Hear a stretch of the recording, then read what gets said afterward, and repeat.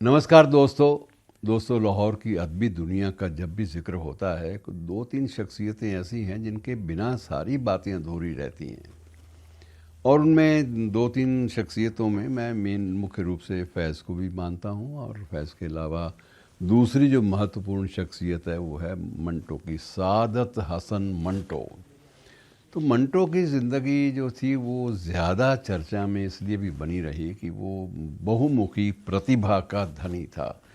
एक उसकी जो जो उसकी लेखनी से जो रचे गए जो लेख, कहानियाँ, नाटक और निबंध और चचा जान के नाम ख़त, ये सारे संस्मरण, और मुंबई की, वर्तमान मुंबई तब की बम्बई, मुंबई की फिल्मी दुनिया के जो किरदार थे, श्याम जैसे, अशोक कुमार जैसे, उन सब के बारे में क्लोजली सबसे निकटस्थ संस्मरण उस दस्तावेज़ में मौजूद हैं। ये 5 खंडों में दस्तावेज़ हैं जो छपे और दिल्ली के एक प्रकाशक ने छापे, और शायद अदब की दुनिया से जुड़े या उर्दू साहित्य की दुनिया से जुड़े सभी परिवारों में वो रखे भी जाते हैं, पढ़े भी जाते हैं, और आज तक उन पर चर्चा थमने का नाम नहीं लेती। और पिछले दिनों मेरे साथी ने, मेरे जो हम सफ़र हैं इस मीडिया की दुनिया में, केशव मुल्तानी के नाम से भी परिचित हैं, तो उन्होंने अपना एक जोखिम उठाते हुए, स्वयं जोखिम, आजकल ये जोखिम है बात कर पाना, अपना जोखिम उठाते हुए, क्योंकि वो तो मामला सिर्फ अदब का था और इसलिए कोई नोटिस भी इसका नहीं लिया गया, और अदबी दुनिया के मामलों में ज़्यादा दखल नहीं होता जब तक वो सरकारों के लिए ख़तरा नहीं बनते। तो उन्होंने फैज़, माफ़ कीजिए, मंटो साहब की बेटी, बड़ी बेटी से बात की, और इस वक्त ये है कि जिस घर में मंटो रहते थे, उनका परिवार रहता था, और ये तीनों बेटियां और उनकी बेगम रहती थी, वो जिस रोड पे था उस रोड का नाम मित्रों आज भी लक्ष्मी मेंशन है, लक्ष्मी रोड है।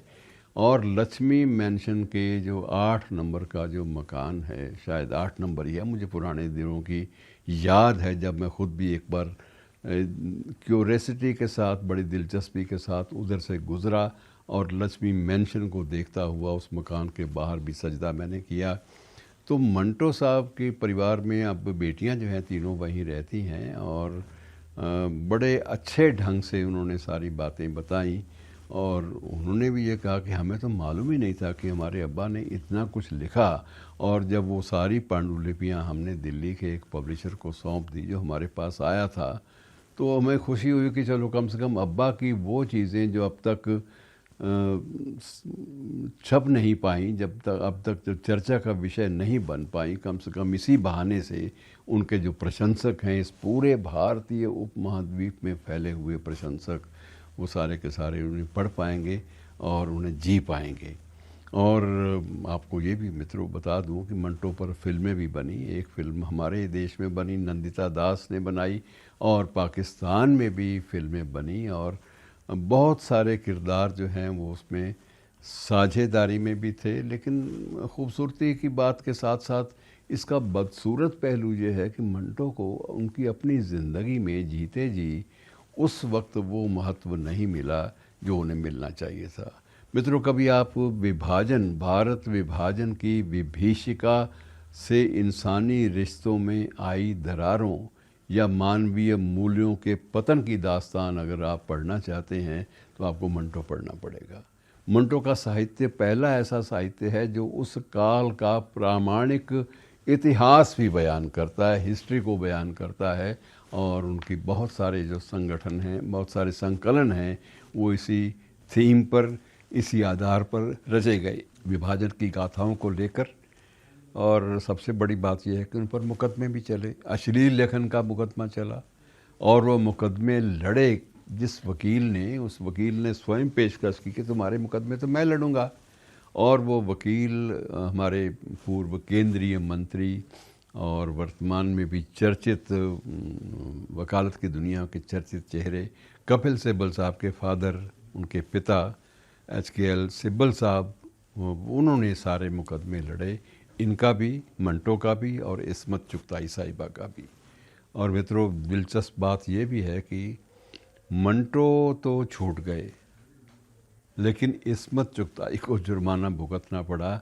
जुर्माने के रूप में इन्हें कुछ नकद भुगतान भी करना पड़ा और अदालत के ख़त्म होने तक वहीं पर अदालत में खड़े होना पड़ा। ये सज़ा उनके लिए दी गई उनकी रचनाओं को लेकर।